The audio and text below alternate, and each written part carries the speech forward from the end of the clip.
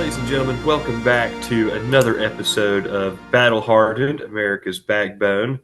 This is Avery Davis, joined by Samuel Markley, and we are here to bring a new topic today. We're going back forward in military history time. You know, we've been talking about World War One and then some War of 1812, and we are back to kind of the episode era that really got us started, talking about Roy Benavidez and the 6 hours in hell. So, Mr. Markley, I will turn it over to you. Thank you, Avery. Roy Benavidez and the 6 hours in hell. What we're going to talk about today is going to be one of the most heroic acts in military history, in my opinion and many's opinion. Um, this is going to be a story of bravery, sacrifice, and just pure American grit. Um, just kind of moving in onto who was Roy Benavidez, just his background info. So he was born in 1935 in Texas. He had a lot of Mexican and immigrant heritage. So as a child, he was an orphan. He ended up moving in with, I believe, his aunt and uncle and a bunch of his cousins. But he was raised in poverty, and like I said, he was born into immigrant. Well, his parents were already here, but he had a very strong immigrant background. So he faced a lot of discrimination, especially at that time while he was a kid. So moving on into a little bit later in his life, he joined the U.S. Army. I believe I'm not sure if he was in the Special Forces before the Korean War or after, but at some point he did fight in the Korean War for a little bit, and then at some point he joined the Special Forces and became a Green Beret. Um, so uh, this is going ahead into Vietnam, where most of our story will happen, except for this is a little bit before it. Around the year of 1965, um, he was in a battle and actually stepped on a landmine, and it destroyed his leg. He was told he'd never walk again, and then he went into a rehabilitation process by himself because he was so determined that he would walk again. Yeah, so just kind of like some background stuff. I did have the answer to the question that you kind of posed there. He was, well, start out here first. At the age of 7, both his parents had passed away by then. He goes and lives with his other family. He drops out of high school at age 15 to work on cotton and sugar beet farms to support the family that he lives with. He joined the Texas National Guard 2 years later and completed airborne training and was signed to the 82nd Airborne right after Korea, from what I understand, or kind of like in the like end to after Korea.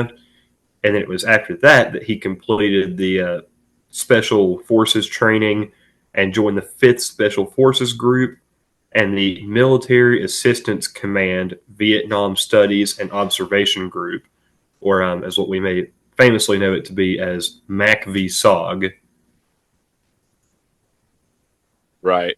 So moving on into, like I said, he was told he was never going to walk again, but he decided himself, put in his mind that he was determined to walk again. And through some strenuous rehabilitation, he actually, he like walked again. It was incredible. And that just kind of sets the tone for this whole story. You can see that determination in him, and it's just crazy to think about. I mean, stepping on a landmine, getting your legs pretty much just blown off. I mean, they obviously didn't blow off. He still had his legs, but he told you were never going to walk again by military and other medical professions.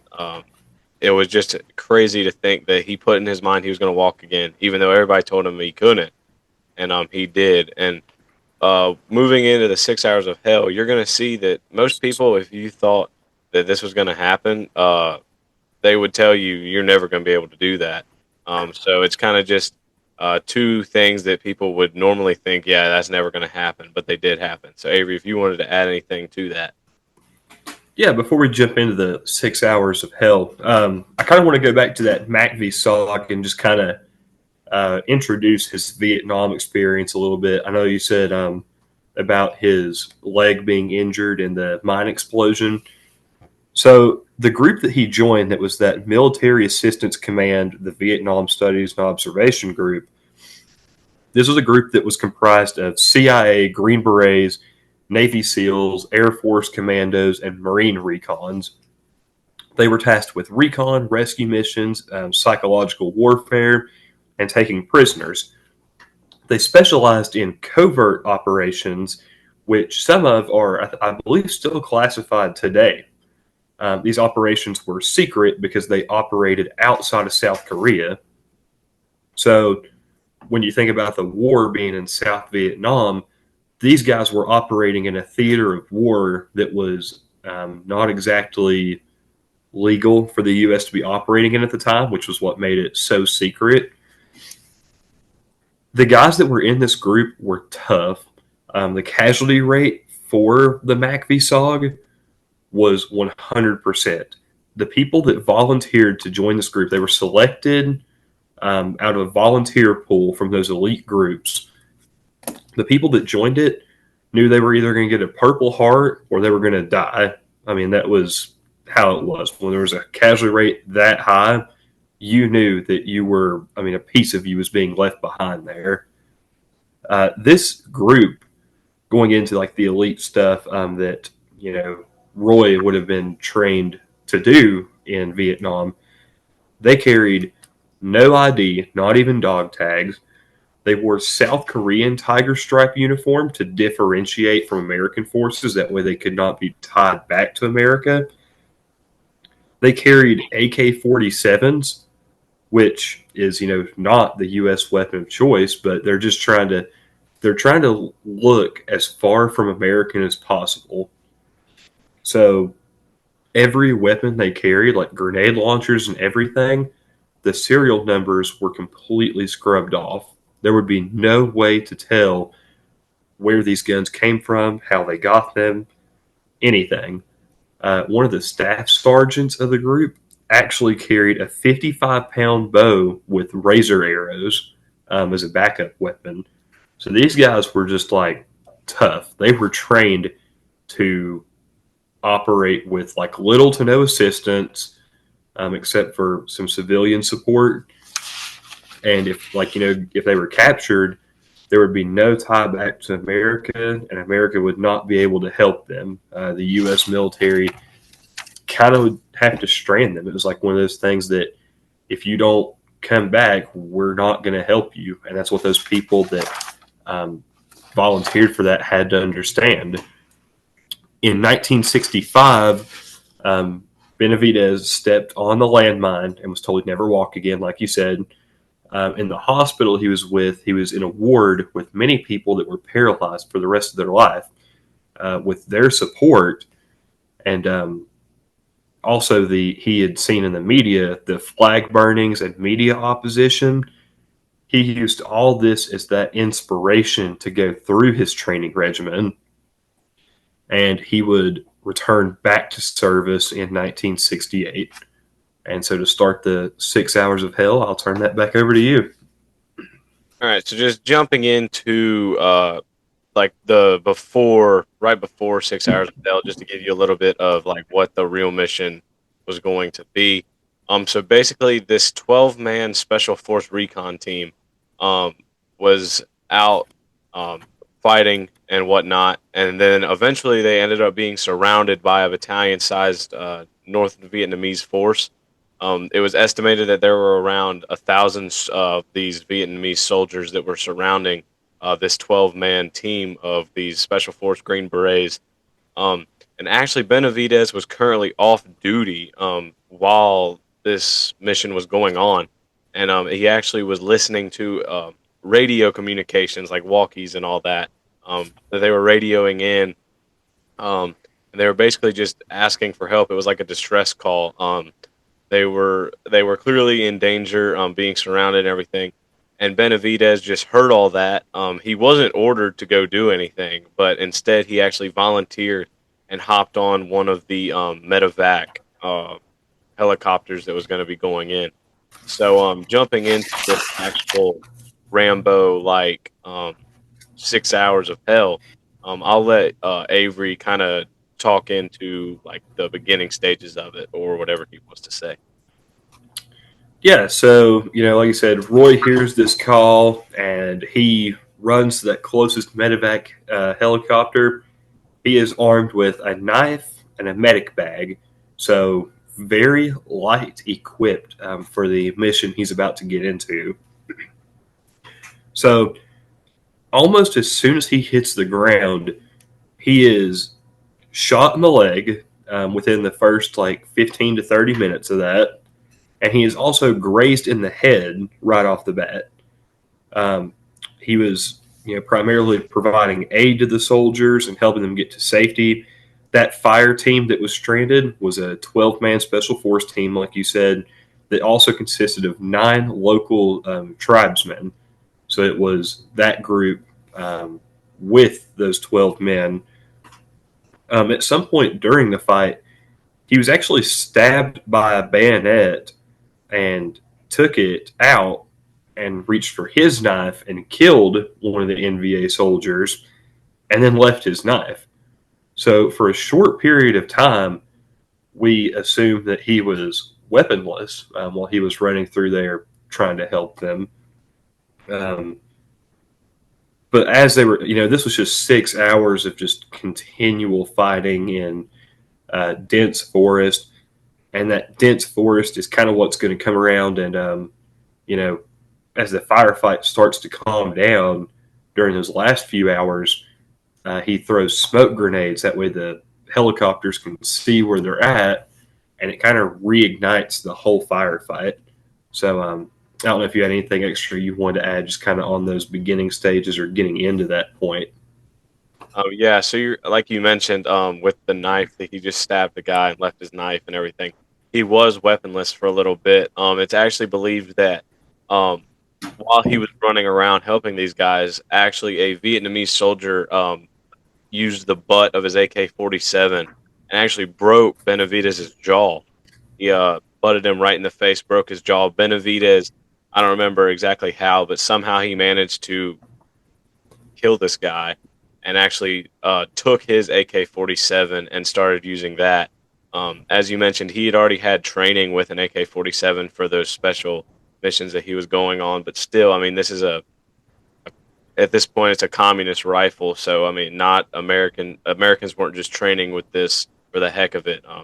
He was basically grabbing this foreign weapon and then using it against them. Yeah, that MACV SOG training was just like really important to this kind of thing. I don't know if, I mean, I would go as far to say that without his, prior experience in training for special ops and being a part of that group, I don't know that he would have came out of there alive if he did not have the background that he did. So that MACV SOG training is so important to what he was able to pull off by himself there during that 6 hours. Yeah, definitely. I mean, you got to take, even with that training, though, I mean, you still got to look at this guy and be like, this is just one brave son of a gun. But without that training, like you said, it's, even if he had that bravery and everything, it may not have carried him all the way through like he actually did. So that training was definitely a big impact on this and every other thing that he did a part of throughout Vietnam. So, Yeah, he was. Oh, sorry. Um, I just kind of wanted to say, like, I always try to make some kind of reference to our title and goal and what we talk about. With this guy's training and everything, he was battle hardened. He was the kind of guy that he had experience in the things that he was doing, and then he also it just takes a lot of gall to just be ready to just jump in there like that, knowing you may not make it back out. exactly. I mean, this dude, if you look at it, I mean, like you said, very battle hardened, and he definitely had a backbone on him. He he 100% had a backbone, like America's backbone. It was very tough to break. It was just, I mean, he was there for one purpose, and that purpose was to just do his job and fill out his orders, no matter the costs of it. So as you're going to see, like he was planning on just rescuing these guys. He was actually, obviously, he was severely wounded during all of this, and he just kept getting shot at, shot. I mean, stabbed, but like we said, beat up with a gun. I mean, this man just was continuously being wounded, but he continuously also kept pulling out his fellow American soldiers. He just was making sure that all of the soldiers, whether they were wounded or dead, American soldiers, were brought back. So they were out of the hands of the enemy. He wanted to make sure that all classified documents or certain weapons or intel, anything, he wanted to make sure that they that stayed with them and that that stuff wouldn't leak into the hands of the enemy. So he basically moved one man at a time. He didn't try to grab a bunch of people at one time because that was going to be a great risk. He was moving one man at a time, and he was actually shielding them with his own body. So I mean, I'm going to say it. The balls on this guy are insane. He Whoa, PG-13. But like, I mean, it was just crazy to think about. He's in there. Obviously, the 12 men were surrounded, and you're thinking at this point, it's one man doing all this stuff, surrounded by however many Vietnamese soldiers were still there at this time. And he's out there just running around with a knife or an AK-47, running out there blind. It's not like these guys had the perfect lay of the land or anything. I mean, you're in dense jungles and everything while you're fighting in Vietnam. And he was just pulling these wounded or even dead soldiers out. And like you said, he was marking landing zones for helicopters using the smoke grenades, so that they were helped. Because he was pulling these dudes out, but he couldn't have done everything by himself. Like he needed the help of these helicopters to be able to successfully get them out of this very dangerous and opposed zone. Yeah, so I mean, like, shout out to those pilots as well, because, you know, those pilots we see in many other, military stories like the Black Hawk Down thing and stuff. These helicopter pilots, like, they're not guaranteed to come back out alive either. And there's so many cases of helicopters getting hit with RPGs. So it took a lot of backbone to be the helicopter that coordinated with him. Be like, hey, I guess we can't just leave this guy in there. We're going to help him and help get these soldiers back out. So being able to do that, just shout out to them as well. And you got to think, it's kind of like we see these heroic stories like this. We almost think of maybe kind of like a Hacksaw Ridge kind of thing, where you've got one guy goes in, is saving people and providing medical assistance, and could be killed himself. You said shielding people with his own body and stuff. It's just one of those things that, like you said, it takes a lot of balls to just jump in there and do that. So they're so courageous, and he saved the 8 men that came back out alive. And then when he rode back in the helicopter with them, I believe, and then went back in for the fire team leader who had the important documents on his person and was killed in action. He went back in to retrieve that body and those documents. And then when he got to that helicopter, he just kind of just passed out, fainted right into it, and they were able to get him back out and back to base. Yeah, I mean, while he was out there, just another little statistic I wanted to add. I'm kind of going back. From where he originally landed to where he was trying to save all these soldiers was about a 75 yards that he had to run. And if you know football, 75 yards is a pretty long way.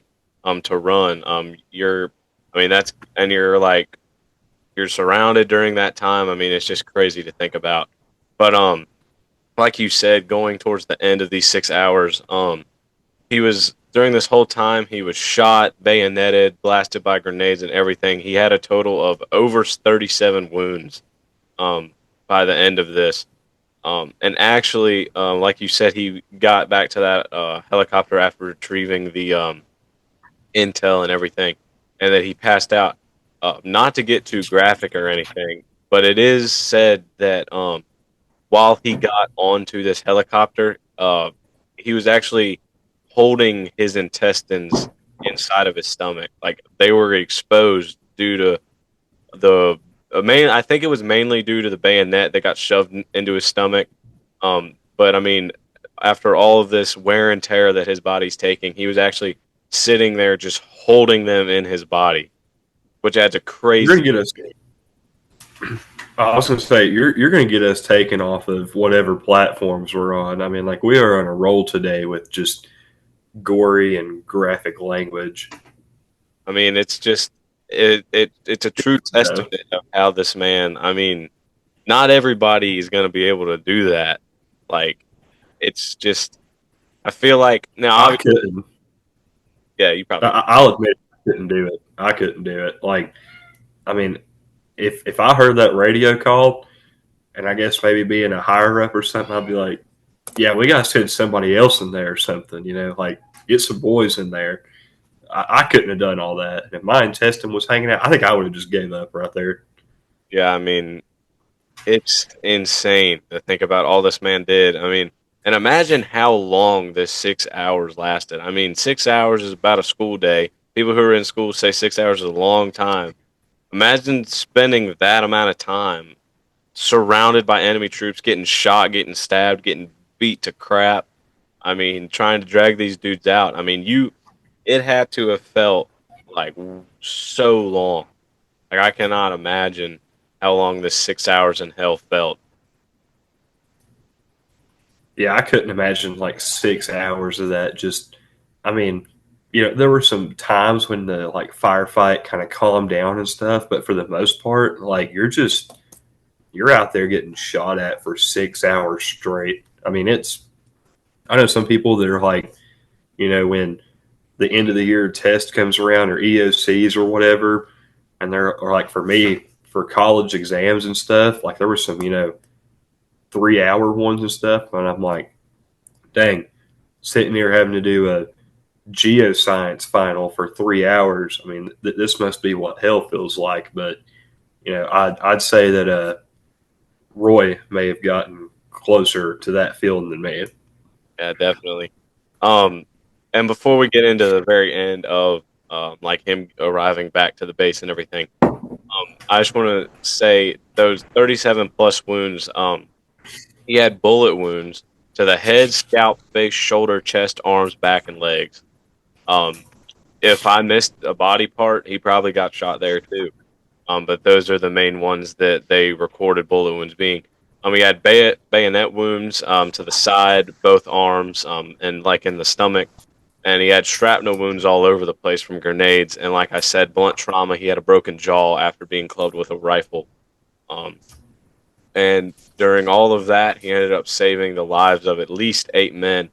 He also drugged dead American soldiers onto the plane just to keep them from landing into enemy hands. And it's actually believed that he drugged 2 dead Vietnamese soldiers um, on the helicopter. He just snatched them up and went with them in case they had something important on them, or he just was running around and saw them and dragged them back. But I think it was mainly because he wanted to make sure if they had any intel on them that it could get into the hands of the Americans. Yeah, you got to remember that MACV SOG training. Part of their thing was like they were certified in prisoner extraction, so they could. They had actually. This is complete side note. I guess it has to do with his unit. Um, One of the things that they had found out over there, his unit, was the amount of C4 that it takes to knock out a person but not kill them. You can imagine how the uh, testing for that went with prisoners, but he was trained in, you know, finding officers or any other people and just extracting them based on what evidence he could gather in the field. So you got to assume that while he was doing this, there was another part of that training that kicked in and was like, okay, I see this guy probably has something important. Grab him and take him with me. Yeah. And so, kind of moving into his arrival back at the base, he was unconscious, like I said, wounds all over the place, holding in his innards. Um, and basically, when they got back, medics ruled him as dead. They pulled him off the plane, put him in a body bag, and they were like, he's dead until one fellow soldier realized he saw him and he was like, that's Roy Benavidez. Like, is there anything we can do to save him? And the doctors were like, no, we're pretty sure he's gone, and if he's not, he will be very soon. There's nothing we can do. And then Roy spat in the doctor's face. Um, he he I really don't know how. I mean, he was unconscious at this time, but I guess hearing the words that he was over, he was still fighting even though he was unconscious. He spat in his face, and the doctor was like, okay, maybe he'll make it. So they pulled him out of the body bag and immediately got him into like medical surgeries and everything, trying to just save his life. Yeah, he was like you said, pronounced supposedly dead, and I don't know how you unconsciously spit in somebody's face like that. Like it was just you think about the physical battle that he's been fighting. Think of how many like mental like battles that he's been through to this point and stuff. I mean, battle hardened in just that aspect. He is, he's fought off the supposed paralysis stuff, and he's on like the near edge of death. Fighting in this whole other battle between life and death with himself to try to pull back, and somehow unconscious pulls that off. And you just got to be like, wow, look at the grit of this guy. No, exactly. And I mean, this wasn't just like an act of bravery. I mean, he was very strategic about how he went this, very selfless and relentless. Like he went in there, and I mean, he was there until his body just couldn't take it anymore, or his job was done. Um, like he never once was like, okay, like this is getting serious. I just need to get out of here. No, he was there until his job was done. Um, so I'm not saying anybody does think this, but if anybody were to think that this was like somebody would say, oh, he was just doing this so he could get credit for everything. I don't think you would do everything that he did to the extent that he did if you were just trying to be a showboat. Like I don't think you're gonna get shot at, grenades thrown at, and you have 37 wounds and everything. Pretty much killing yourself in there. Um, I don't believe that this was an act of, oh, I'm gonna show them how good a soldier I am. No, this was him just fulfilling his duty, being very brave and selfless. Um, so again, if you want an example of who is truly battle hardened and has that American backbone, you can look right at Roy Benavidez and see how much evidence of that is just in his life alone. Yeah, I mean, this is one of those things that, I mean, at this point, with everything he's been through and his comrades and stuff, you do this thing um, as a selfless action. You do this for your brothers in arms. You don't just do this for yourself for honor. Exactly. And Roy did end up receiving the Medal of Honor in 1981 from President Reagan. And a cool quote that I found, I listened to some of the speech. A cool quote from his speech I found was that he said, "You can't think about what if, only what you can do. I knew some of those men were dead and all were wounded, including me. But I'll be damned if I ever let a fallen soldier fall into enemy hands. If they wanted our bodies, they were going to have to climb over a mountain of their own dead to get us." Um, And that's just showing, like you just said, the brotherhood aspect. He wasn't letting his brothers fall into enemy hands. He wasn't letting any of that information that they could have been carrying into enemy hands. And if they wanted to get to that, they were going to have to pay the cost of getting shot at themselves, going over their own dead bodies.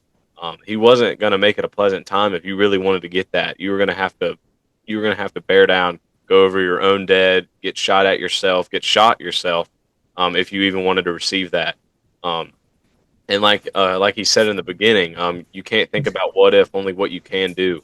I feel like a lot of people live by the what if thinking. Like that when they originally got that call, they were like, "Well, what if I go there and I die? I'm going to send a whole group of these people." No, he was thinking, "Okay, this is what I can do to help my brothers that are stuck out there in this active war zone. That they are way outnumbered. This is what I can do," and he went and did that. Yeah, he did like we kind of said. All this was to help, the people around him. That was selfish. He would have had it have come to it. He would have died for the people that he was saving, and he almost did. But he would have done it if he had to. Yeah, and I mean, throughout the rest of his life, I believe he died in 1998 or 89. One of those. He lived for a good bit after getting out of the war, but throughout the rest of his life, he often spoke of or tried to get people inspired to use courage, loyalty, and sacrifice. He often spoke on patriotism, duty, and God. He firmly believed that God is what pulled him through those 6 hours in hell. He was a very religious man, I believe. And he has there's two other quotes. He directly said, "I'm not a hero. The real heroes are the ones who gave their lives," which is crazy. He did all of that and doesn't even consider himself a hero, which you're going to see like a lot of that in these big stories that we talk about, these big guys, like we talked about in the Doolittle raid. I mean, Doolittle thought that his raid was unsuccessful and that he was going to get um, uh, removed from the army and everything because he didn't fulfill it perfectly. Um, you're going to see that. You're going to see, like Roy said, he's not a hero. The ones who died were. And then another quote, this is from somebody else. They were talking about his story, and they were like, if the story of his heroism was a movie script, you would think immediately this was a fictional story. It's just crazy. Everything we've said today, I mean, you can look at it and you're like, yeah, that sounds like a pretty good movie, but this was real life. Like, adds a whole nother level to it. Yeah, I mean, we talk about Vietnam and trying to bring in the prop of the day. Okay, the men that put these helmets on and didn't come back, when you think about a spine, spine have like all those vertebrae that make it up. America's backbone is not just one backbone. The America's backbone that we talk about is comprised of vertebrae beginning from when Americans first came over up until the people who are now still out there. It is the bone that keeps growing in America. There's so many parts of that backbone, and even if he doesn't consider himself a hero, we do take him to be a part of the backbone that we're trying to bring awareness to in American history. That's our whole goal. So, just a shout out to him. We think that he's a hero, but he's definitely a part of the goal that we have in our show to try to bring light to. Exactly. I mean, all the stories we've talked about so far and all the ones we will talk about are just trying to show how that backbone has been there, how that backbone is still growing. And it comes from many American soldiers being battle hardened. I mean, America's military is a huge reason why America is the way it is, and that we have all the freedoms we do. And we're not trying. Now, I'm not removing the importance of like wars themselves. Like we all learn about World War II, World War I, Vietnam, Revolutionary War, Civil War, everything. But rather than just focusing on that, we want to break down like secret missions that happened, um, just important missions, important battles, and then like today, like specific people or regiments that just truly embody the American spirit and show how that backbone, like you said, is continually growing. Everything. So that's all I had for today, Avery. If you had anything else. Yeah, we're gonna continue our mission here. Bringing the awareness to that.